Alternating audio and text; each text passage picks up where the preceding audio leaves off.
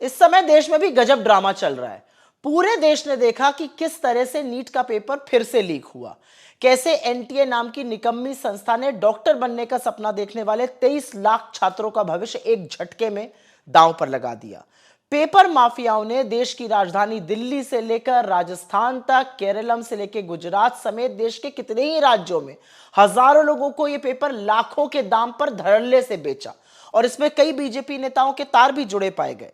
NTA ने स्वीकारा कि पेपर लीक हुआ है और अचानक से अब वही एनटीए पलट गया, क्योंकि एनटीए ने संसद की समिति के सामने कहा कि नीट का पेपर लीक ही नहीं हुआ है, जबकि उन्होंने पहले यह स्वीकारा था कि नीट का पेपर लीक हुआ है। आप इससे अंदाजा लगा सकते हैं कि यह सरकार कितनी बेशर्म है और इसके अधिकारी जनता को बार बार कितना बेवकूफ समझने की गलती करते हैं।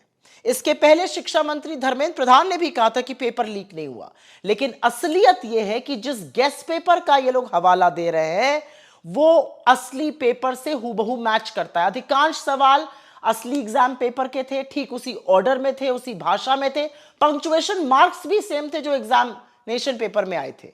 क्या ये लोग पेपर लीक से हताश होकर अपनी जान लेने वाले झुंझुनू के प्रदीप मेघवाल या दिल्ली की अंशिका पांडे या हरदोई के ऋतिक मिश्रा जैसे दर्जनों छात्रों के परिवारों से नजर मिला सकते हैं? मतलब क्या हाल कर दिया इन्होंने देश का। कोई ऐसा एग्जाम नहीं है जिसका पेपर लीक ना होता हो।